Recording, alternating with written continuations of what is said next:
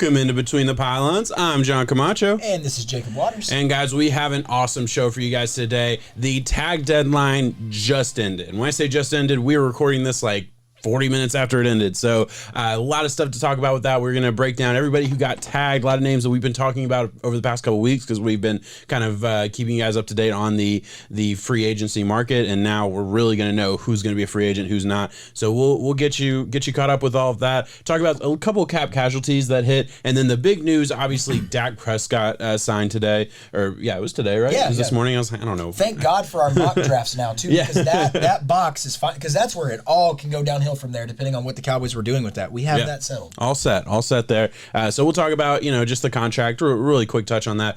And then what we're doing today is we're doing our running backs, our rookie running backs. We're doing this a little bit different than the way we did our quarterbacks because honestly, it's a top four and then everybody else. And we both kind of agree on that. But I'm going to give my top four and then actually we agree on our top four. So we do. Our top four, but it was supposed to be just mine, but he agrees. And then we were going to do like my top 10, but honestly, after four, it just kind of gets jumbled up. So we're just going to talk about some other big names in the class that we want to mention. So to get you caught up on some of the names you need to know in the running back rookie class. Let's get started. Let's talk Dak Prescott. Let's just start there. What were your initial thoughts this morning?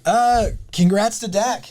He was able to get paid. I think everything with the way that the offseason and the rest of the Cowboys season last year panned out worked in Dak's favor. I mean, we saw a shell of a team at that point. Yeah. Cowboys looked horrendous. I thought that there was a chance that Andy Dalton was going to be able to step up and not be as good as Dak, but still be able to, show that it's a competent offense, still be able to get things done. Yeah. It didn't work. It was abysmal on every level. They need Dak. They paid Dak.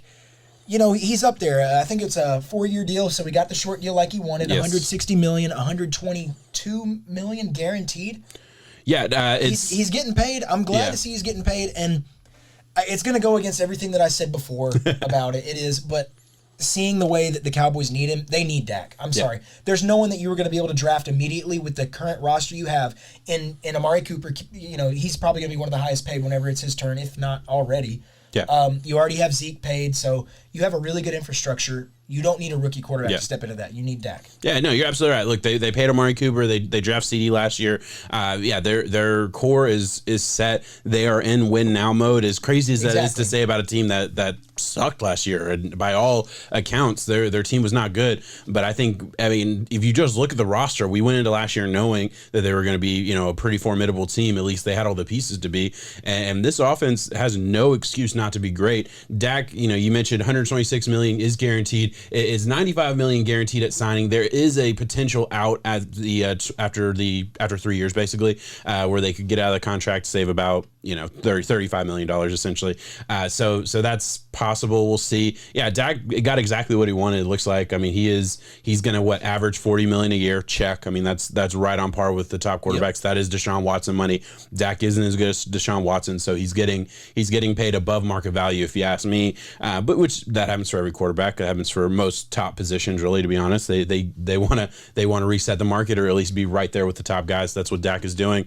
Looks like that he took kind of a team friendly deal as far as like taking $13 million in 2025, even though he's not even under contract then. So just to help out the cap space and stuff. This year he's only getting a $22 million hit. It really starts to hit the team in 2023 where it's $44 million against the cap. So set it up to where the Cowboys can kind of move around a little bit here. A lot cheaper than what franchising would have been. I don't think he broke it off in him by any means. No. In a year where the cap was going down, Dak Prescott is a $22 million quarterback. Yeah. Sign me up for that. I mean, I think he's very capable of being able to lead the Cowboys offense. Jerry Jones recognized that. Yeah. What they won 4 games, 3 games? Not many. It was horrible. Yeah, it was horrible. bad. So I mean, in a year where I think the division should be theirs, as we always say that. It doesn't always work like that. Maybe they can get it done. Yeah, it's really interesting because we always talk about like the franchise tag as this like scary thing for a quarterback to do. I remember when Kirk Cousins was going through his stuff, the franchise tag was this dangerous thing. Yeah, exactly. But it was this dangerous thing. It's like, okay, he needs to perform, he needs to not get hurt and everything. now, like, this Dak Prescott signing kind of makes the franchise tag a lot more enticing to, I feel like, young quarterbacks, right? Yes. Right? Like, if I'm a young quarterback, if I'm pick a name, a young guy who's doing pretty good, we'll go Josh Allen, right? If I'm Josh Allen and I watch this happen and the team wants to play a little bit of hardball with me, which I don't think they would. I think Josh Allen's better than Dak, but for all intents and purposes, go with me on this. If I'm Josh Allen and my team wants to go play hardball with me, I'll play on the franchise tag, get, top money, top billing. And if I get hurt, it's not going to hurt my contract chances. Because he got this contract after hurting his leg, right? Exactly. I mean, it's just interesting to where, Dak had them in a bind. Dak takes the franchise tag, plays on it. The worst possible thing happens. A serious leg injury happens early on. The team sucks, and the team says the next year, well, we're going to pay him anyway. So it's interesting. That's why I thought in so many other areas, add in the fact that Jerry Jones has been known to be a hardball owner mentality, seeing all the options with the draft pick, and if they were to go move on, there are, readily available quarterbacks out there. You have Russell, you have Deshaun, you have many different guys already established, not to mention the rookie class. I think it's a very good rookie quarterback class. Yeah. And that Dak, I felt like with the injury, lost all leverage. This deal does not say that. Yeah, and Jerry Jones came out and kind of said, Dak still has all the leverage, and he did. They weren't going to be able to get, I don't think, the Russell or the Deshaun, especially not Deshaun right now. Sounds like those deals are off. Russell, it's funny. 2 nights ago, I actually had a dream that Russell was traded to the Cowboys for Dak, like straight up, and I was convinced that was going to happen, and then obviously dead wrong immediately. Your brain's messing. Yeah, exactly. But yeah, I just think I think it was one of those things where they weren't in a position to get one of the top 2 quarterbacks. In my personal opinion, if you're not going to get Zach Wilson or Trevor Lawrence, the rest of the guys, interesting guys, a lot to like about a lot of the guys in this class, but they're not as surefire as Dak is today. You know what I mean? So yeah, I absolutely agree. I think we hit that pretty good. Anywhere else you want to go with that one? No, you're good. All right, so let's go to our franchise tags. Let me pull it up here. I'm going to go down the list, and we don't need to spend a ton of time on every single player, but we'll just kind of we'll hit on the big names. Chris Godwin was tagged. Marcus May, the safety for the Jets that we talked about last week. Tyler Moton, which was a surprise for the Carolina Panthers, tackle for the Carolina Panthers, tagged. Allen Robinson tagged. Cam Robinson tagged, the tackle for the Jaguars. Brandon Sheriff tagged for the second year in a row, the guard for Washington football team. Justin Simmons tagged, which you called. Leonard Williams, D lineman for the Giants, tagged. I would say we both called. We knew that. Yeah. But Marcus Williams, safety for the Saints, tagged. And Dak Prescott was tagged, but it obviously signed the deal today, so it doesn't matter. That's the list. What immediately jumps out to you? For me, it's Allen Robinson. Yep. That's whenever we laid out our wide receivers, he was my number 1. Chris Godwin, of course, I'm sure you'll have some things to say about him. I'm glad they were able to get that done. But for Allen Robinson, to remove the Chicago Bears off of your Twitter, your Instagram, your every social media that you had, he probably did that almost a year ago now. I remember them talking about it for the past 2 deadlines. Hey, when is Allen Robinson going to get moved to a team with a quarterback? PFF is always tweeting out stats about how Allen Robinson has one of the highest uncatchable ball rates out of anyone. Get the man a quarterback. So why is he doing this franchise tag unless it makes sense that the Chicago Bears confronted him and said, hey, of course I know whenever they franchise tag him, he doesn't have a choice either way. Yeah, exactly. There's nothing he can do. But to keep Allen Robinson happy, because he's a superstar. Yeah. You want him to be happy. You want to appease him. You want to make sure that you're gonna be able to get 100% of him. They got to make a move for Russ. That's the only thing that's making sense in my head. Because if not, you have a disgruntled wide receiver that you're still going to have to pay. He's not going to be giving it his all out there. And maybe we're going to be having the same talk around the trade deadline again. Yeah, I do think this was a tag and trade situation. I do, because I definitely get the Russ thing. I don't see Russ getting traded this year. I don't either. Just doesn't make sense with the Allen Robinson stuff. Yeah, no, I get that, but I think the Bears kind of know no matter who ends up being the quarterback for them next year, you need a need a good wide receiver on your team, right?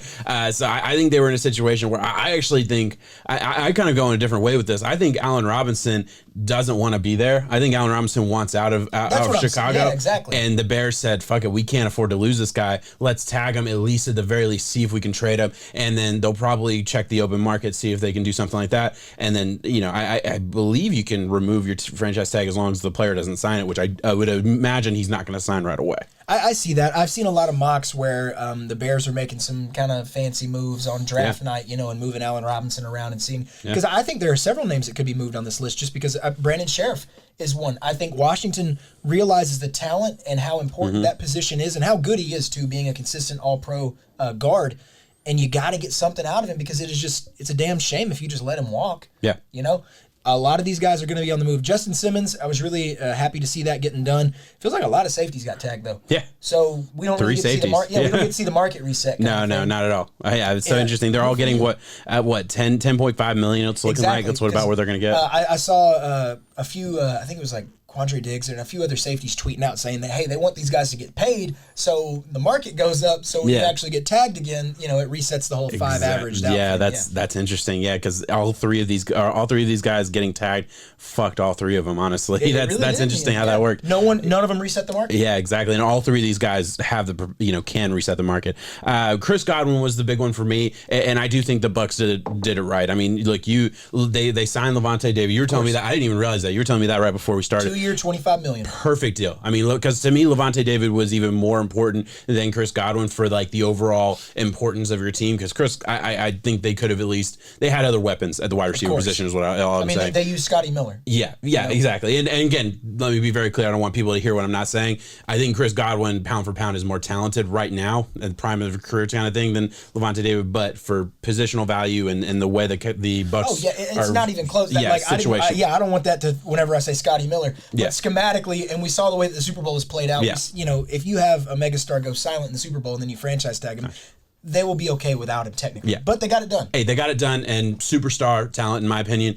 Very excited to see. I think this can be the year for all you fantasy guys. We're part of that group. We're big fantasy guys. You're back on it? Oh, I'm on it for this year, man. Oh, you got to lay off, I was out this year. I was out this first year, and I was right for the wrong reasons. Like, I really was, because I just didn't think it was going to work with Tom Brady. Dead wrong on that one. But the Chris Godwin thing, he was overdrafted everywhere. I'm banking on because he's going to kind of this is going to be a down year for fantasy people. Everyone kind of got burned this past year. Yeah. So he's not gonna be the same value. This is the year to go get him. I'm telling you. Man, fantasy's so hard because I saw something where if you look at their average points, picks 1 through 12 on average, it was like only 3 of them did what they were supposed to. Yeah, I know. Well, yeah. It was a huge letdown of a year when it comes to that stuff. And I just think with the Buccaneers, they're so content in running this run-heavy dink and dunk system. Yeah. Godwin put up good numbers, and I believe he was hurt a few weeks too. So maybe he can get back to that 1,000-yard mark. Yeah. Well, he's capable. What you just said is exactly what we were preaching all offseason, right? Yes, exactly. With like all we did was talk about the depth of the wide receiver position. Don't get one of these top guys, because you're right. Like if you swung and missed on that top 12, can't afford it. You can't afford it. So we stood out. Both of us, I feel like, had pretty okay fantasy years. I missed on a couple of my hits, but I hit on a couple of my wide receivers too. But it's interesting. I mean, that injuries derailed me. I nailed all my stuff, but other than that, when it came, your injuries kind of screwed you over. You had the second pick everywhere, and you took the same guy in all the spots. Saquon. All right, so another one that I think is very interesting, Leonard Williams. This feels like a very earnest signing. I believe the Giants really do want to make a deal with Leonard Williams to keep him long term. Really, I mean, you look at the Giants. They got the kid out of Georgia who I can't remember his name off the top of my head. Kind of a tweener between D tackle and DN. Very interesting player that has some talent. He pops a little bit on film. Other than that, their D line needs work, and I think Leonard Williams is going to have to be he is going to be the guy in the middle of that. He's the focal point of that entire defense for now. Right now, depending on what they're able to do. And I'm going to come clean. We're going to be talking about this well later on in the year, getting prepped for the next season. I'm going to be big on the New York Giants. I really like the culture that Joe Judge brought to the table. I really like seeing how the players bought into it on a lackluster roster, honestly. That's what it was. And they, time and time again, were competing. They had several games that they lost by 3-7-ish points. And that's a dogfight roster. Once they actually get their guys, and if they can re-up and really hit in this draft, maybe. It felt they had a similar energy to the Dolphins last year. Exactly. Yeah. Games where y'all, on paper, were supposed to just be demolished. Y'all fought. You showed up. You could tell that the right things were happening. Yeah, the talent wasn't there yet, but it was working. Yeah, I absolutely agree. I think it would not shock me at all if they end up getting. They're going to be one of my 8-9 wins. Yeah, kind of like I guess how people were saying last year Broncos kind of vibe. Kind of up and coming teams supposed to be ready. Yeah, no, I definitely get that. But just getting better. Yeah, it should. In that division, you never know. I mean, they could win the division. Shit. I mean, this past year they were at the playoffs. Yeah, exactly. I agree. This is way off topic, but do you believe in their quarterback? Do you believe in Daniel Jones? I think Daniel Jones is a good quarterback. Okay. Middle of the road? He's serviceable. He can win games. He can take the Giants to the playoffs. I think he gets a lot more hate than what he's due.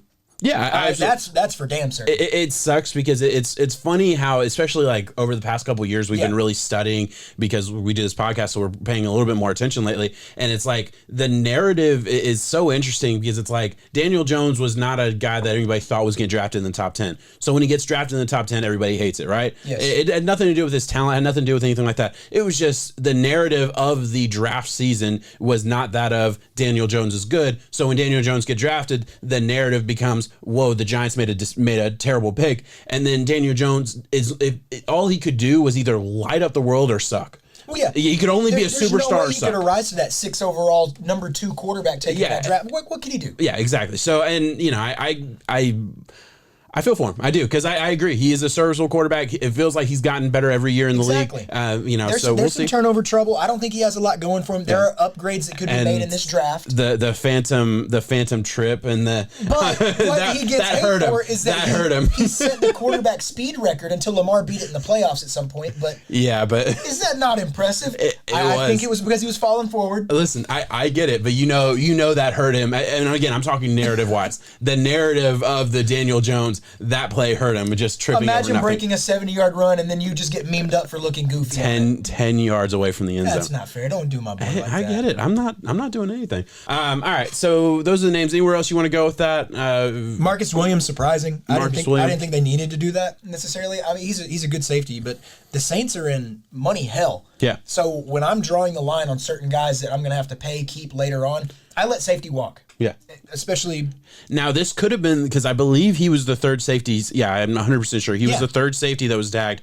This could have been a situation where the Saints are looking 2 steps ahead and said, shit, there's going to be no good safeties on the market. Let's tag him and see if we can get some value for him real quick. Yeah, team that maybe wants a safety. Like, that wouldn't shock me if they were doing that. Marcus Williams, by the way, is the guy who tackled his own teammate in the playoffs and sent the Vikings to the next round of the playoffs in that miraculous miracle in Minneapolis, whatever they call it.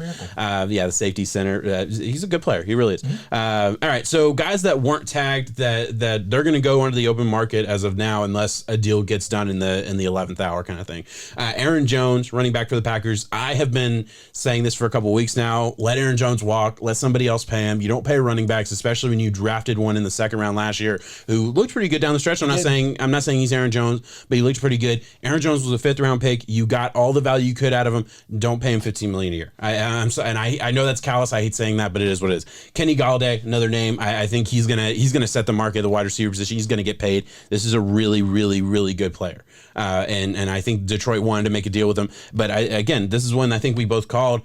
What do you do? You're a team that has really nothing to go for. You pay the Kenny Gallaudet just to sit on a bad team. Well, and he is older. Not old, but this. If you were to sign him for a 3 to 4 year deal, that's all he's got. Are you going to be competitive in that 3 to 4 years? No, I don't plan on it. No, so this is rebuild time. Exactly. Why? Yeah, I agree, and all I can do is hope Kenny Gallaudet goes to a good team and gets to perform and be as good as I think he's been for a long time. Yeah. Chris Carson, another running back, not nearly as good as Aaron Jones, has had a lot more injury issues. Surprised he hasn't signed with Seattle. Feels like Seattle would make some kind of deal with him, but again, I think he's going to be it'll be interesting to see where he goes. Doesn't really matter in my opinion. Shaquille Griffin. That was one that I thought this was going to happen. Yeah, I thought this was going to happen. I'm not sitting here saying he's awesome. I think he's a really, really good number 2 corner in the league, and he's been playing as the number 1 for Seattle, so it kind of makes sense why Seattle fans specifically probably don't like him. But overall, he's still a good player. As long as he gets paid at the right price point and is not paid like a number 1 corner, I think everyone's going to be pretty happy with that. And maybe that's why Seattle had to part ways because Shaquille Griffin and his agent are going, hey, I'm out here playing against the ones, and I'm putting up average numbers. There are times where he has good weeks, times where he doesn't. Yeah. But it's like, well, you're really a 2. Like, we really kind of want you to be that 2 nickel kind of role, but it's, it's what it is. They're just hurting so much in that secondary. Yeah, it's going to be interesting to see what Seahawks are in a lot in trouble, man. I'll sound like a hater too. I'll say it. I don't think the Jamal thing really panned out the way that we thought. He got hurt. I'm going to give him the out for this year because you're right. It didn't work out in year 1. It looked really good those first couple weeks, and then he was just injury after injury after injury. I mean, you never seen anybody just get these minor injuries out for 2 weeks back. Oh shit, he missed the second half. He got hurt again. He's still playing hurt. Like I'm not denying the talent. It's just when you make that move. I remember the way that we were talking about it. I was like, that should re-up that defense. I thought it was a They missing should be piece. good now. Yeah. They got Bobby Wagner, who's still killing it, always will be. Yeah. And then they added Jamal. Get that defensive line with a Carlos Dunlap, who they now released as well. Yeah. I thought that they were kind of getting their own little thing going, but their defense got some wins. Yeah, I completely agree. That's it was something that I'll speak for myself. Certainly thought it was a missing piece. Yeah. It didn't end up being that. And these last two tight ends, Hunter Henry from the Chargers and then Jonnu Smith from the Titans. Neither of these guys were signed. Looks like both of them are going to free agency. Be an interesting market for these guys. I'm not sure what they'll be getting on the open market. I don't know what to expect from these two. Yeah, so what's the market sitting at right now for tight end? Did Kelsey re-up it at I'll look it up while you're talking. 1 second. Yeah, well, I'm trying to think because Giannou is a good weapon.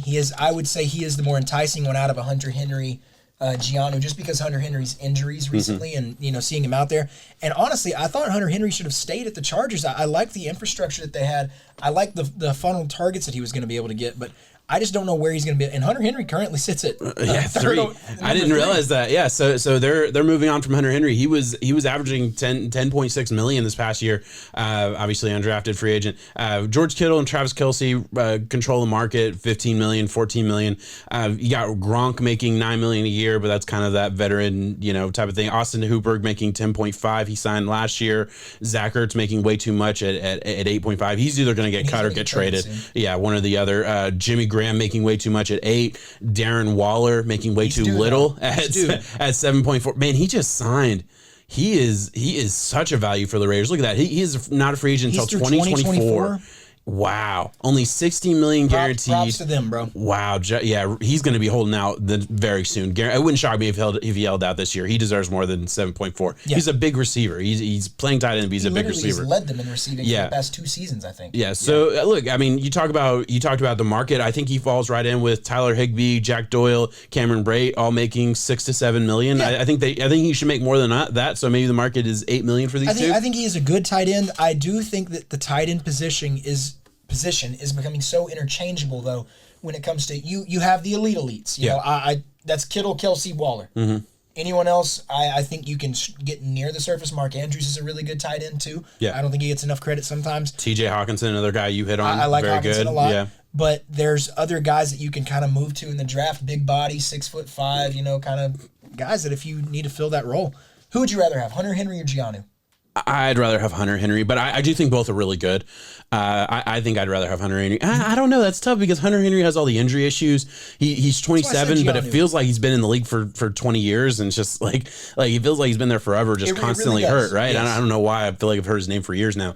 Giannou Smith, I don't even see him on this list. Oh, he's a bare minimum guy. He's got to be. Cheap, yeah. Okay, so I think Hunter Henry has the higher upside, but I wouldn't argue with either side of that take. I agree with that because we've seen what Henry can become. Yeah. We've only heard what Giannou should have been doing. Yeah. Since the Delaney injury and all that stuff. Yeah. No, I absolutely agree. Just looking for Giannou Smith. Wow, yeah, he's bargain bin. He's making a little under $800,000 a year. Yeah. All right, so yeah, that's a good list, everybody. I don't think there's anywhere else to go with that. Let's transition to a couple guys that are cap casualties really, really quick, and then we'll move on to our running backs. Alex Smith got cut, and we didn't talk about that last week, did we? No, we didn't. I couldn't remember when it happened. I'll be honest. Alex Smith got cut. Makes sense. I obviously comeback player of the year. I've been watching a couple videos on YouTube of him, and it's like he's the coolest dude. I'm so happy for him, and just as a person to finally get to this point. I hope I hope to see him be like that Ryan Fitzpatrick role. Obviously, I think he has more genuine talent. Obviously, being the number 1 pick at one point, but I would love to see him have that Alex Smith role. Go be a backup, or Alex Smith that role where he's a backup somewhere and helping out these young guys. It's Jacksonville. It's got to be Jacksonville. Makes a lot of sense. I would say return to Kansas City just in the case that something happens for a few weeks, because we have seen Mahomes get banged up in the past few years, where they've needed those backups to come in. Guarantee you they would take him too. Exactly. And I think it'd be a good story. It's a business at the end of the day. Alex Smith understands that. It's sad that Washington was able to cut him but they kind of had to. Yeah, it is what it is. Moving in a different he was direction. getting paid way too. He got a pretty good contract when he signed there. Played for half a season and gets hurt. $16 million or something. Yeah, exactly. So I mean, it is what it is. Adam Humphries, which we called. I'll point that out on our. I put that in there. Who else? Deshaun Jackson got cut by the Eagles. Golden Tate, we mentioned him again. No other. Oh, Kyle Rudolph. Kyle Rudolph was a big name. We mentioned Kyle Van Noy last week, so we don't have to talk about him. Were you surprised by Kyle Rudolph at all, or no? No. Just because I had heard the reports come out that he was unwilling to give up some of his money and work on that restructure. And it's unfortunate. I mentioned it just briefly before in Anthony Barr and Kyle Rudolph. You agreed to come back to what would be a Super Bowl contender Vikings team, and whenever they signed at the time, which should have been that. It should have been. Ended up not being. I see it from the business standpoint. I see it from the player standpoint. Of you said you were going to pay me this. What now I'm just supposed to give up my money while the quarterback makes all the bet in the world? Yeah. Exactly, that's where it's at. But when you look at it, we have the tight end checked. Irv Smith is a phenomenal talent, and I think we're going to be good. Yeah, we'll be fine there. Desmond Truffaut. I was exactly where I was going with that. Yes. Yeah, Desmond Truffaut from the Lions. They've gotten rid of all their corners. Now they just have the guy they drafted last year who underperformed. We'll see what happens this year. Hopefully he can improve. AJ Bouillier, an older corner that used to be really good with the Jags for a couple years there from Denver. He got his free agent contract. Wasn't a huge contract, but got a little bit of one, and then obviously is now cut. So that is what it is. Quan Short is a name that used to be, I feel like, a big name, kind of a big name. Got cut by the Panthers. They're so loaded on that defensive front though, with the way not worried about it anymore, are we? They nailed it with Derek Brown. Yep. And they nailed it with Brian Burns. 2 first-round picks in a row they have hit on the D-line. Yeah, that D-line's looking good. Houston Texans, they cut Nick Martin. That's a good center for them, and I'm kind of surprised they cut him. Obviously, Duke Johnson we knew was going to happen, and we know J.J. Watt, but that's old news. Yeah, I think that's it. I think more to come. I really do. I think as we get through this, teams have kind of made the big cuts, but there's going to be. I would expect at least one more surprising name. I'll put that out there. Yeah, I'll bet there's some player that's trying to restructure, and then the team just decides the last second, fuck it, we got to cut you and move on. I would not surprise me if that happened. Let's move on to our content here. Hang on, I got one last thing though. The Raiders are shopping Orlando Brown. Do you have any thoughts on that? Oh, didn't he? Did he? I thought he went to the Patriots actually. Oh, it's a done. So that happened officially. Yeah, I think that did happen officially. That's a good point. I heard about them shopping that, and that the Patriots were looking at acquiring him. So if that is official, forgot about that. That is a nail for the Patriots. It's really good. Huge one. Yeah, really good. And so that's a really good one. That's probably why they didn't tag Thuney, who was the tackle we were talking about. They might want to tag. Yeah, that was a good one. Orlando's happy just because he keeps his contract. Oh, of course. And I don't think the trade was for much. I think it was just hey, take this money off our hands as far as the Raiders are looking. Yeah, the reason I completely forgot about that, but I was looking at an article last night talking about the Raiders' first year with Mayock and Gruden, how bad it went, right? Like every move they made, that was the Antonio Brown off season. There's Orlando Brown right now, dude. A lot of guys are missing. They didn't pan out. Yeah, dude. I want Mayock to work out because it's like my dream of dreams in like 20, 30, 40 years is to be in a situation where you could go from TV to that's what I'm saying. Like that's the ultimate dream. If he hits, then it's this segue pipe dream. Because other than that, there's no other realistic way. Ever. Not for us. Yeah, but technically, if he hits and then give it to Matt Miller, give it to like a Chris, all the other guys eventually get there. I think Chris Sims is going to get it too at one point. I do. Yeah, I agree. It's interesting. I hope Mac Mayock hits. But Chris Sims has been putting out some wild stuff, though, bro. I know we have to give him his due, and that's fine. Listen. Kellen Mond is not the number 4 quarterback in this class. So I get why he said it, and don't no, not talent wise. I didn't watch that. I have not watched Kellen Mond yet. I'm not talking about Kellen Mond, the player. I'm saying I think he did this because I've listened to Sims for a long time, right? Yeah. Before I ever even was interested in doing this kind of stuff for Between the Pylons or anything. Sims has always complained about how he missed on Dak Prescott, and I think he sees Dak Prescott and Kellen Mond. He's mentioned that, so I think he's overcorrecting on a mistake he made with Dak Prescott. I get that. That's my take. Maybe so. Yeah, Kellen Mond has the numbers. He has the stuff. I think he has potential. I didn't like how he said that consistency was the thing that brought him to Kellen Mond, the thing that stands out. I feel it was inconsistency at Texas A&M that always held them back into this above average mediocre state where one 1 week he'll throw for 350, go 26 of 32, and then the next he'll throw for 180 and have 3 picks. So it was just a weird way that it was worded for me. Because I'll be honest, I watched a lot of SEC football, and I've seen a lot of Kellen Mond because I remember the year that Joe Burrow exploded. We were doing our SEC breakdown, and my dumbass said it would be Kellen Mond's year.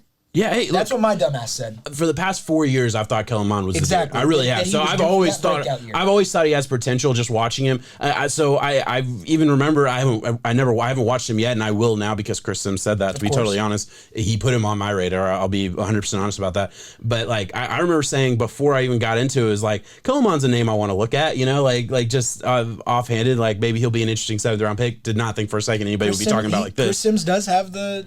He's hit. He has hit a lot, bro. I'm surprised you're talking about that. What about his number 1? I mean, it's bold. It's bold as hell. I think it's too bold. I don't get it, but I get it. In the Zach Wilson. We haven't said it. It's Zach Wilson. I get it in seeing the ways that off balance throws, seeing the flair, seeing the pop. Yeah. It makes you think of a Russell Wilson, Pat Mahomes. And I saw another thing that Zach Wilson and his agent are shocked to see some of these rave reviews coming in on these comparisons about that. So. You know, that's what he's getting comped to right now. Yeah. I just don't get how the guy that we have been under a lens since he won, even before he won the national championship as a freshman. Yeah. Look, I will say this, and I will probably say way before I ever heard Zach Wilson's thing, or excuse me, way before I ever heard Chris Sims talk about any of his quarterbacks. Yes. I've always been saying that Zach Wilson and Trevor Lawrence are in a tier by themselves. Right, and then it's everybody else. Then you can kind of go down the line. I can definitely give you that. 100% believe that. I always had, obviously would never even consider not putting Trevor Lawrence at number 1 and Zach Wilson at number 2 in that order. But hey, Chris Sims calls a shot, man. He doesn't care what people say. So and the thing is, anybody who's online giving him shit. Like, dude, he called Patrick Mahomes. Yeah. He called Josh Allen. He nailed Tua sucking. Like, he has nailed it. He called Herbert last year. He's hit it when every a lot of people left Herbert out to dry. Bro, I was too scared. I remember because I came into the 2020 season thinking Herbert was going to be awesome. Yeah. We go to the Oregon game, and it's like the entire scheme, it seemed like, was built around not letting Herbert throw the ball down the field. Literally. So it's like, so I got scared. And I was like, okay, if the offense doesn't believe in him, I'm not going to sit here and think he's going to be number 1. So, Sims is better at this shit than most people. Trevor Lawrence is the surefire. Yeah, he's number 1. And Sims mentioned that too. Yeah. He did say that Trevor Lawrence will go number 1, but his quarterback is a Zach Wilson for number 1. Yeah, exactly. Teach their own. Fair enough. All right. And again, he constantly said, look, this isn't a hate on Trevor Lawrence. This is a love for Zach Wilson thing. Anyway, let's move on. We're not even talking quarterbacks this week. We're talking running backs, all right? Let's do our top let's go 4. You gotta go 4-3-2-1. Let's go 4-3-2-1 because I mean people are gonna kind of figure it out pretty quickly. But my number 4 is running back out of Memphis, Kenneth Gamewell. All right, look. So let's talk Kenneth Gamewell for a little bit. And by the way, all 4 of these names I've already done a draft profile on. So if you are interested, go to Between the Pylons on YouTube.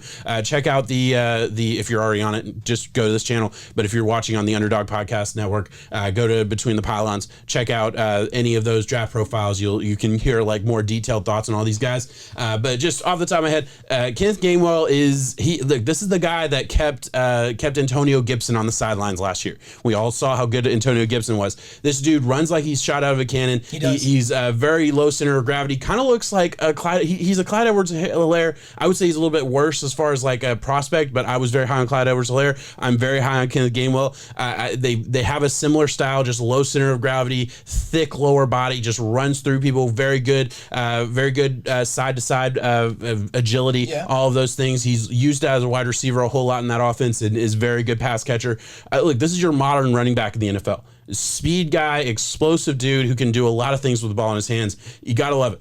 Fantastic hands out of the backfield. Yeah. His versatility all across is the ideal running back that I would look for. I don't think he should be used in a 1-2-3 role. I think he should be used as fresh legs. He should come in, and that explosiveness will pop as a result of that. Mm-hmm. He has a great story too. I wouldn't say a great. Oh, I don't even know his story. An inspiring story. He sat out this year. He lost 4 members due to COVID. Mm-hmm. 4 members of his family. I didn't know that because of COVID. So. Wow.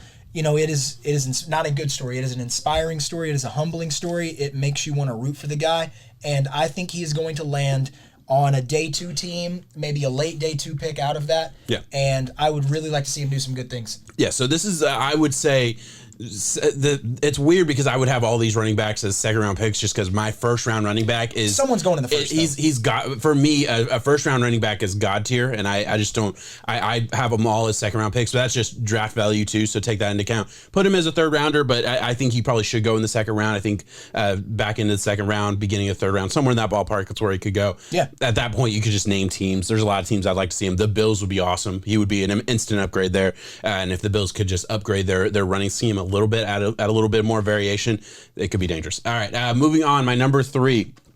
And I will say, there's a tier jump here, all right? Kenneth Gamewell is a really good running back. He's in a tier by himself. Javonte Williams, I'm officially saying he is in the tier 1 of running backs. There's 3 guys in this tier 1. I know that a lot of people might disagree with that. Javonte Williams is an absolute dude out of UNC. Look, downhill runner, runs with good power, has good lateral quickness and agility. He's a true lead back. He is. He's a true 3-down back in the NFL. Can catch out of the backfield pretty well. I'm not going to sit here and say it's amazing. But he's very, very good. Yeah, exactly. He's just so much fun to watch, man. I mean, I think he's one of those guys that's like, he is just, if he had just a little bit more burst, I would be calling him the number 1 running back. Right, like that's the only thing keeping him out of that like literally just all the way at the very top. Right, that's the only thing. He's still so good. Very, very impressive runner. Everything to like about him. What do you have on him? I think he is great. I mean, to be able to come into UNC and Michael Carter had an established carved out role, and to be able to take it over like you did in Javonte Williams, it says a lot. There is a gap in between where I have an Etienne and Najee in my head, but it's not enough to do a 1, 2, 3 kind of thing, like a tier 1, tier 2 thing. He is in the tier 1. I think he's at the bottom of tier 1, but he is still a fantastic talent. Yeah. I think he is a guy who can be a true workhorse back. I think he does better in that role too. Yeah. In saying that, be prepared. I think this is a spitting image to the class where we saw DeAndre Swift, J.K. Dobbins, and then in this it's Etienne Najee, and you had a CEH come up, get taken at that last pick. You have a Javonte who could be the guy taken. All it takes is one team at the back end of the first round, because I don't see any running back going early first in this. All it takes is one team saying, that's the guy that we want, and he has the things that you could want. Yeah, and as far as like a comp, like I want this guy at Buffalo. Yeah, he'd be a really good one as well. A comp, I would say, Melvin Gordon maybe I think is a pretty good comp for him. Maybe Melvin Gordon's probably a little bit better pass catcher than Javonte, but I mean, honestly, maybe not. Maybe that's just the scheme that Gordon was in that made him utilized there. I don't know, but yeah, I think he's a dude. I absolutely agree with you. At number 2. All right, and this is where some people are going to disagree with this. Totally fine. We are on the favorite side. I though. don't. Majority. Oh, really? See, I've heard a lot of people on the opposite side of this, but either way, it doesn't matter. I'm not going to argue with anybody who wants to flip this. For me, Najee Harris comes in at number 2. All right, Najee Harris is an awesome player. We all know the positives, right? Like he's a slightly smaller Derrick Henry, but he runs like Derrick Henry. He's a little bit quicker, I would say. Lateral quickness than Derrick Henry, which that's not Derrick Henry's game. I'm not taking anything away from Derrick Henry, but like he's just a wrecking ball, big dude. Fast. I mean, has exact same kind of style as far as like he has the long speed. He can break off the 50, 60 yard runs like it's nothing. My only issue with him, and this is something that kind of bothered me throughout watching it, and this is a nitpick, all right? So don't blow this out of proportion for anybody watching. The only issue that I found with him is he's a little bit too slow right off the jump. His burst isn't quite there for me, all right? The short area quickness, his lateral like jump cuts, amazing. No problem with that. I'm talking the outside run where he needs to hit that outside run. Yeah, exactly. That he needs to get off tackle and just go. That's not really what Alabama had him do. They masked it very, very well. That is what he's going to struggle with. That is where he is slightly scheme dependent in that way, where like I wouldn't want him, on the 49ers or anything. Again, the 49ers would never touch Najee. This run style just isn't what they would do. But that's all I'm saying is like, the extra bit of speed on the outside isn't there. Hey, that is not a negative overall. Put him on Atlanta. Let Arthur Smith take a hold of him. That's my dream spot for him. And that's where I think he's going. Yeah, exactly. Let him go to Atlanta. Let Atlanta trade up in the first round. I don't care. Get Najee Harris and run him exactly the way they ran Derrick Henry. We got 2 Derrick Henrys in the league, guys. That's 2's better than 1. Yeah, I don't want to comp him to Derrick Henry, but even when it comes to that outside speed explosiveness, let's be honest. Derrick Henry wasn't lighting the league on fire in the beginning. No, he wasn't. wasn't. Looked slow at times. Yeah. He looked slow primarily on the outside runs whenever it came to he was relying too much on his body instead of really get going and then have to deal with whatever you run into getting there. But for me, Najee's improvement has been incredible, going from his junior year, some of the things that I saw, to where he was able to develop his running game and really close the gap with the pass catching. I think he's done a really good job at that. With his open field quickness has been fantastic, and his lateral quickness. I've seen him do things this year that I never thought he was capable of last year. And I liked him a lot last year. That's what closed the gap between him and Etienne for me. But Etienne has been doing it since he showed up at Clemson. And I think that is the way the league is. You put Etienne in almost any backfield, I could see it working just because of the way that you could use him.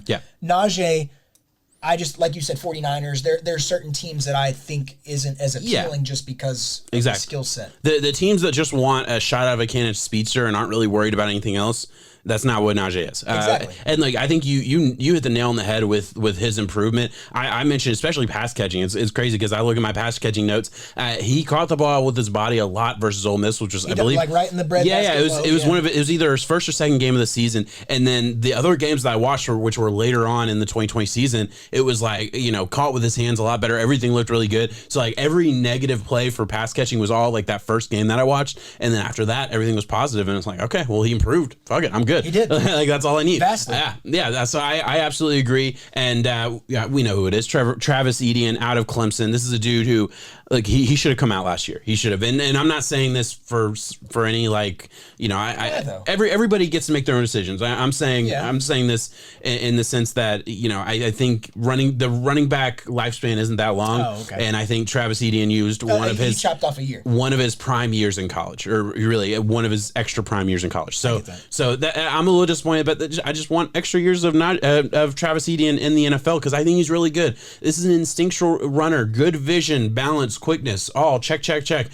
Incredibly slippery in the open field. I mean, to me, he's Alvin Kamara but bigger. I mean that's his comp. I really believe that. Can play in pretty much any scheme in my personal opinion. I have heard people say that he's scheme dependent. I don't get that. I don't see the scheme dependent thing. I think obviously there's perfect schemes for him. Like you put him on the 49ers, he's gonna be fucking amazing. Yeah. But like I think he could go pretty much anywhere and be really good. I've heard some people don't make him run it straight out of I-form power and shit. Yeah. You're not going to make a fish climb a tree though at the end because at that rate everyone to an extent is a scheme dependent guy. There were a couple plays here and there where I had some issues with his vision, and I think other people have pointed those on Twitter that I've seen. Maybe this is just my own little bubble of Twitter that I've seen. But it's few and far between for me. Overall, I think he has good enough vision to play in the NFL. I think, look, I want this dude I want him to go to a team that's going to give him 20 touches a game. I think he's a playmaker. I think he's a difference maker. I'm worried about his back. This is a weird one. This is so off topic, but he spins into contact so much because he makes this move. And literally as he's about to get tackled, he'll do this and get hit in the back. I'm like, God, my family has a bunch of back problems. So every time I see that, I'm like, oh God, no. You can do that in college too. The boys hit different at the NFL level, man. You'll be learning. I want to see the Jets. I want to see the Jets trade that. This is just what I want to do as a GM. Don't say that. Jets get Zach Wilson at 2. Don't overthink anything here. Get your quarterback, and then you trade down with the Jamal pick, kind of like similar to how the Vikings were able to trade down and grab the corner later because they still are going to get their guy, and then draft a Travis Etienne at like 26, 27, 28-ish. Don't do it to me, bro. That's how you build a team. Don't do it. Look, I completely agree. He is worthy of a late first round. I do agree. 100% agree. I don't think a running back goes in the first round this year, but we'll see. I'm truly just saying that just for everybody who doesn't know. I'm saying that because I'm a Dolphins fan, and I already know that the Jets are going to get Zach Wilson at number 2, and that hurts my heart, like to my core. That hurts my heart, and then they're going to get my favorite running back in this class. That would hurt even more. Don't do that to me. There as a Dolphins are so fan. many fun things the Jets can do, though. They have the money, they have the coach, they have the culture coming in now. Give me Zach Wilson, give me my fucking Travis Etienne, and then next thing you know, I'm gonna ship out someone and bring in Odell. Listen, you want listen. Run it. You're not respecting me. Every time I try to hit too. Every time I try and play this game with the Packers, you get mad, and you're not. I do. I fucking hate it. You're trying to play this game with my enemy. Give it that one is a always perennial contender Super Bowl threat. I'm saying I wish the New York Jets would be good. There's a whole fan base that feels the same way. The Packers are good. I don't need them getting better. Mm-hmm. I get it. And listen, I absolutely agree. I was editing my. Well, it doesn't matter. Look, I absolutely agree. I think he's a stud. I really do. So you do think a running back goes in the first round? I do. Okay. You want to make a shot bet on that? Yeah. really early on shot bet, let's write it down. I don't think a running back goes in the first round. It'll be interesting to see what happens. All right, so let's move on. Those are my top 4. And guys, I'm gonna pull up my running back rankings really quick just to kind of give you an example of how much of a drop off after Kenneth Gamewell is. And I don't have it right here. Let me pull it up really quick. It's pulling up. I'm sorry, guys. This is dead air. This is fun to watch right here. This is awesome. I love dead air. Dead air. So I get to stare at the camera. Right. Look, so there's a lot of names out there, right? I can name some of mine. Yeah, give me some of your names. Yeah. Chubba Hubbard. Chubba Hubbard is number 6 for me on my 1 through 10, and that puts him at an early day 3 pick. Okay. I think he has potential. I owed it to myself, though, to go back and watch because I figured out where the problem was. 2019, he is off the charts statistically. Mm-hmm. I think it is all production-based, though. And that's sad to say because I watched some of the ways that he got his yards, some of the ways that they were scripted and kind of gifted to him. Mm-hmm. He struggles to make his own way. His athleticism doesn't pop off the page. Yeah. He is a good running back. I think he could fit into a system and be well if you put him in that. I would like to see him go to Seattle. I think in Seattle he could benefit from. Yeah. I think the way that he's able to run like a power run scheme is very good, but he is not that day 1 pick that I thought it was a guy at one point in time up for the Heisman that could have been the CEH going at 32 overall. That could have been going in that early second round, day 2. Listen, he's not. I get the Chubba Hubbard thing. Or Chubba Hubbard, by the way, just for everybody listening. Chubba Hubbard. Look, he had a ridiculous season. I did a draft profile on him as well. If you're interested, go check that out. I'm not as high on him as everybody else. He's actually pretty far down my list. Again, though, I mean, it's not a huge difference between number 5 and number 15. Like it's there. I just have a bunch of names all clumped together. I don't think all of them get drafted. I don't know where these guys go. I really don't. It's gonna be kind of interesting. It's just like a clump of guys. Just for your own edification right now, which these numbers will change because I only have about 15% of the total grade put in. I have Kenneth Gamewell at a 6.12, 6.12, and then Puka Williams is my next one at a 5.53, and then it's just 5.51, 5.49, 5.45. So it's like they're all just clumped together, guys. And I don't know. It's a huge drop. But this isn't a great running back class. You got the big 4 that I'm excited about, but I personally think all 4 can be 3-down running backs. I know you don't agree with me on the Kenneth Gamewell thing. Either way, no, I think he's capable. I just would rather not see. You'd rather not see. Yeah, okay, so that's a good way to put it.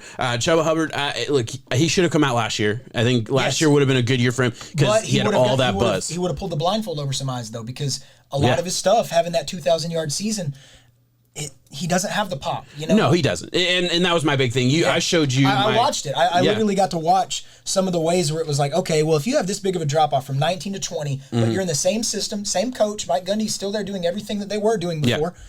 What changed? And I think it was that teams started locking into the scheme in which they were running the ball, and then that's when the running back, if he is good enough, is able to stay great. Saquon, Najee, Travis Etienne, all these guys, you know that they're coming at you. You know that what the plan is, and then that's where you have to use your athleticism to be able to bounce it, use your vision to be able to take the bounce back cut.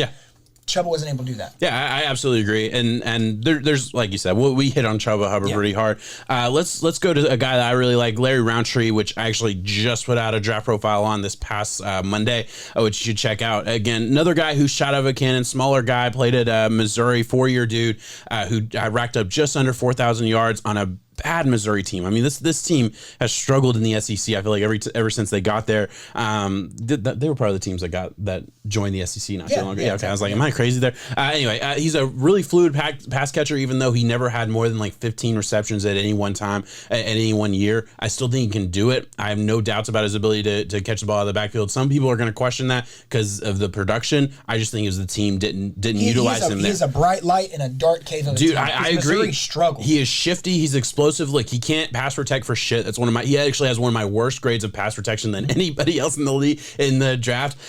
His power, he doesn't really run with any power, but he has a low center of gravity. He can churn out tough yards. He's a guy who he's going to be, 5th, 6th, somewhere in that ballpark type of pick that I think is going to surprise some people. I think this is the dude that nobody's really talking about that I could see being exciting, and I have him kind of high on my list. Again, he's lumped in with a bunch of other names, but this is a dude for whatever reason I'm excited about.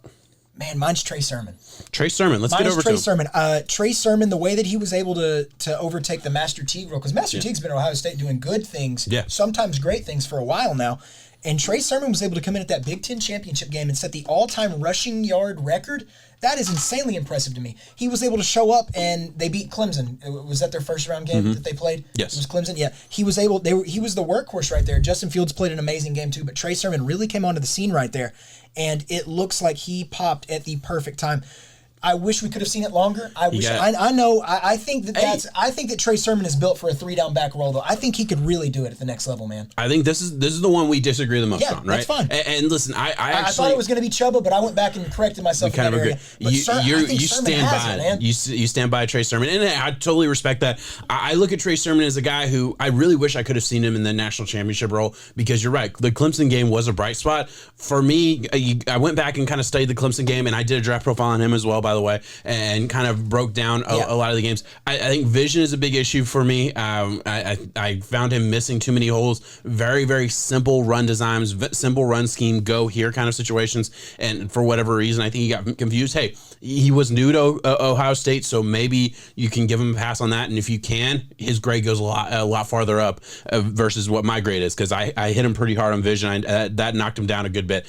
It was versus Nebraska. I think it was the first game of the year, but it scared the shit out of me. And again, hey, maybe he just didn't have his running legs under him, whatever reason, things like that happen, and maybe I should go check out another game, and maybe I would change my opinion. But as of right now, I look at him as a Gus Edwards type. I think he's a serviceable running back in the NFL. I think he is a rotational guy that will hang on to a roster and be a player who is never, I don't think he's ever going to be like a fantasy darling or anything like that, but he'll be an interesting guy that maybe, somebody gets hurt and he gets a perfect opportunity. Yeah, I see him kind of like Gus Edwards. I don't see elite quickness. I don't see elite burst. Do it, man. I think he can do it. He has the big body structure that you want. Does. He runs hard. He is the perfect body structure. He's that tough one-cut runner style. I get it. I do get the upside.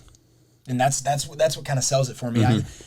I keep saying Seattle because they let go of a Chris Carson role. Hey, I it would be a good one. I think Trey Sherman could really do that. You are absolutely right, and he would be an upgrade to DJ Dallas. I will say that. Yes. So yeah, look, I get that. I 100% get that. We disagree, I think, on the upside for Trey Sherman. I don't see the elite upside, but overall, I do understand the value there. It could be the fact that it is just an Ohio State running back peaking at the right time, because we saw what Zeke while he was at Ohio State too during the regular season. But that offseason run, what they did in that 2015 playoff year, that is what got Zeke that really, really high grade. Yeah. Doing what you did against elite talent like you did.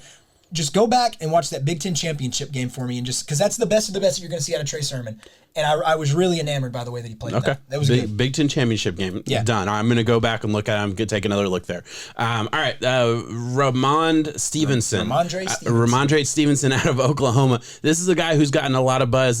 He's a big body bruiser. All right, I've seen people put him at 4. And I'm not going to lie. I don't get that. I don't see that. But again, I let me go back because I grade my running backs a little differently. If you go to Ramondre Stevenson. Oh, well, no, he doesn't have a great power score. I thought he would. Never mind. So he's a bruiser, runs with good power. He's a tough dude to bring down. High level imbalance is pretty good. Has a little bit more wiggle than I think, people would kind of admit. Like it's there. Big body dude, I think can definitely make some moves. I don't see him being like the star of a team, but I could see him being a really good complementary piece to, I could see him being the thunder to somebody's lightning kind of thing. I would love and this. I don't know if everybody else knows this. I was out on Murray last year for the Saints. I thought he kind of took a step down and just has not been playing as well. I mean, it happens. Running backs deteriorate pretty quickly. I felt like I saw his deterioration last year. I would love for Stevenson to go to like a Saints and be, like I said, the thunder to a Kamara's lightning. I have a lot of notes here. Actually, I have a note that says maybe take a shot on him day 2 if you think you're getting Marshawn Lynch. So I see the upside for sure. If people think that that's the guy you're getting, maybe that's where he's at. Some people that have him at 4, all it takes is what you have to be falling in love with that skill set, and you're like the pop that I see. That's what I want to fill that role. You only need 1 in 32. I mean, that's all it is. So I could absolutely be seeing. I think he would be my candidate for the guy who is the surprise on day 2 that just gets drafted a lot earlier than I would have. That's Trey Sherman. Yeah. So I get that a lot. I want to mention a couple other names. Is there anybody else you want to talk about? No, I mean, I'm pretty much good. You're good? All right. So it's a weird class because, I mean... there's a lot of things. I could do the wishy-washy. I like one thing out of all these guys that are up there. I mean, there's about 13 solid names that we will see. Interesting names, touches every now and then. But Just depends on which one. The thing is, a lot of these names are going to hit or are going to make a roster because I guarantee you, when teams are trying to save money, you cut the veteran running back.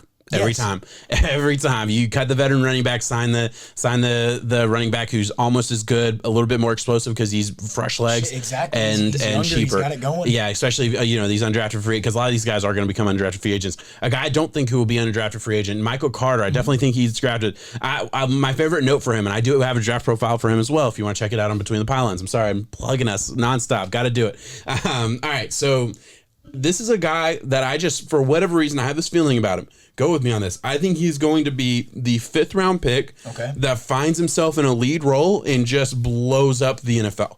I really do. For whatever reason, my grade is pretty average for him, right? But I could see him having an Aaron Jones style career.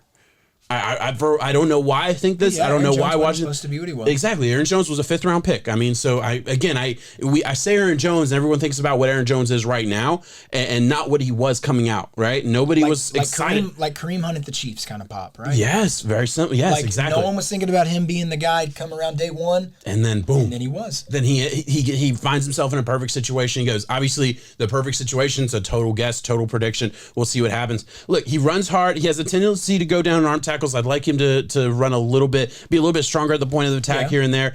He has home run speed. He's a really good pass catcher, tough dude. There's one play on the last play that I talked about on the draft profile that I did on him. He catches the ball and just gets lit up by a safety coming down on him and holds onto the ball. I love that stuff. Love the toughness that you see from him. He's one of those guys, like he doesn't, if he could just get to that second gear just a little bit faster, if he could hit that next level just a little bit faster, he would be a very, very exciting guy. Because he doesn't, I think that's what's holding him back a little bit right now.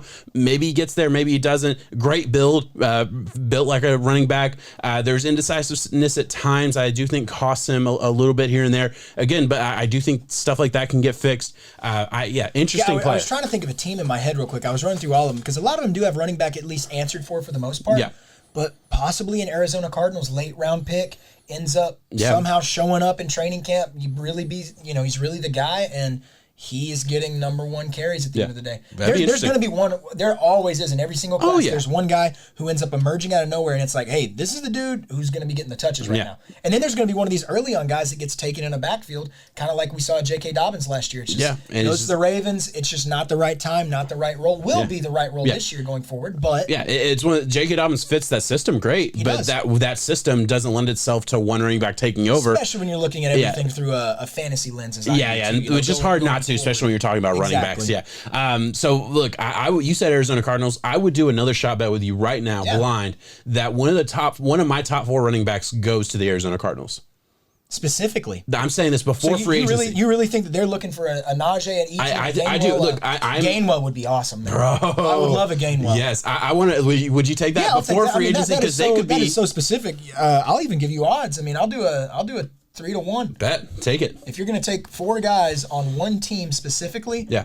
I think they get one of the tier 1 or 2 running backs. Yeah. That's fine. Fair enough. All right, we got that bet in. We got 2 bets in this spot. I like it. We're gonna have a lot of draft day bets, and we're doing a live podcast on draft night. So awesome. That's gonna be fun. Last one we're gonna talk about before we get out of here. We're right under an hour.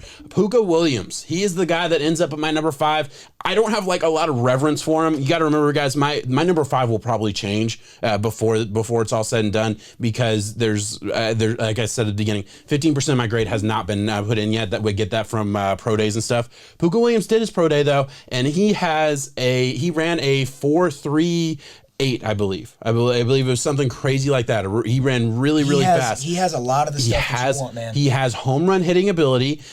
He's not a power guy. This is your scat back speed runner type of guy. This is the type of guy that the 49ers love, that that type of scheme loves. I could see the Jets grabbing a guy like this, assuming they're going to play a similar style, which they are. They have LaFleur's brother, so it's going to be that same style of running back. His battle level bounce is pretty good. He runs with good patience and has awesome explosiveness.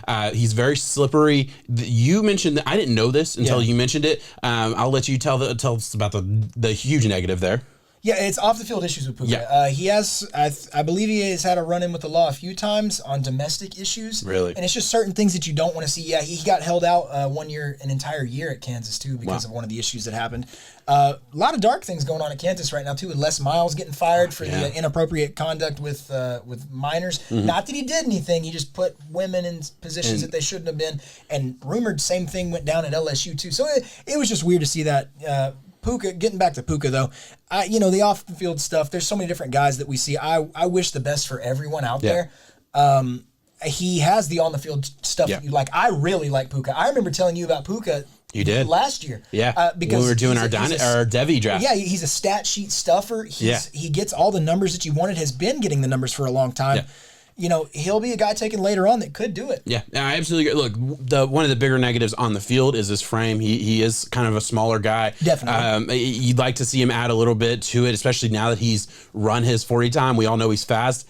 Add a little bit to that. I need to see a little bit more muscle because the NFL game is... It's demanding, man. It takes a strong physical guy, and if you can't hold up physically, then it doesn't matter how talented you are, how fast you are, anything else like that. But Puka Williams, a name to watch out for. Could see him being an interesting guy, drafted maybe in the 4th round, have an Antonio Gibson style start of his career. Wouldn't shock me, is what I'm saying. Not guaranteeing it, but wouldn't shock me. All right, we good? No. I got to give you props. All right. Because you absolutely fucking nailed it, and I can't believe you didn't even mention it. Isaiah Wilson to the Dolphins. You said that you hoped that the Dolphins would take that shot. I did call that. For next to nothing. You have all the upside going here. Yeah. Isaiah Wilson and a 7th round pick swap. You land the former 1st round overall pick. You lose nothing here. Nothing. The Titans, they save 2.6 million in cap, million, whatever. Yeah. It sucks for the Titans. It really does because it was an automatic miss. The guy played 4 snaps on special teams. I was going to say this is the offensive tackle out of Georgia drafted at the end of the first round. Mr. Strip Club himself, who he just couldn't have his head on right. And I just don't like how the narrative is shifting to man, I get it. We just talked about Puka. We talk about guys with off the field issues all the time. How you want to see them get better and you want to see them get right, but it's like. The Titans did everything that they could for this guy. Oh, yeah. This guy already had issues, too, and they were doing the right thing because they did it with Jeffrey Simmons and it hit, too, giving the guy the second chance. He had the bad story. They did it with Isaiah Wilson again, who kind of had some character and work ethic questions, and I definitely realize now why we're seeing that for sure. Maybe you can end up finding that guy. Maybe you can get that second emergence of a guy, and at the end of the day, for a 7th round swap, you didn't even lose a 7th. Deal. Yeah. And it's a 7th round pick that we earned in a trade from last year, so it's essentially free. You have all the upside. The Titans get to save some cap. $2.6 million. Yeah, I mean that's a deal. I'll spend $2.6 million on a guy who's now we have 2 first-round offensive tackles out of from last year's class. We'll see what happens with it. Yeah, I absolutely agree. The upside is awesome. You can have a starting tackle in the 1st round again this year too. I think they're going to try. They're going to have to, right? And this is a deeper class for tackles. Yes. Last year, I think maybe there was higher upside on the top 4 were really good. Let's be honest. Isaiah Wilson did not get a day 1 grade from either of us. No, we recognized going into the draft because we had heard rumors that the Titans were looking at him. Yeah. But he was a day 2 guy who got taken on day 1 positional availability. Yeah, exactly. And that happens all the time. Yeah, I appreciate you giving me that shout out. I totally forgot about that. I guess we're good. Guys, thank you so much for watching. Please like, subscribe, share, send it out to all your friends. Let them know that this awesome new podcast that isn't that new is out, and we are doing some great stuff here. Check back next week. I think next week we're going to have to record on a little bit later so we can get all of the free agency news. So we're going to have to do something different there. Free agency next week. We're going to keep hitting the draft throughout this offseason. Come on the ride with us. Subscribe to the Between the Pylons on YouTube. You can also watch a bunch of draft content, draft profiles. We have a lot of stuff coming out. Thank you so much for watching. Thank you to the Hammercast, or not Hammercast. Thank you to the Underdog Network for putting us on their stuff and spreading us around a little bit. Guys, thank you so much for watching. Peace out. Thank you guys. Peace.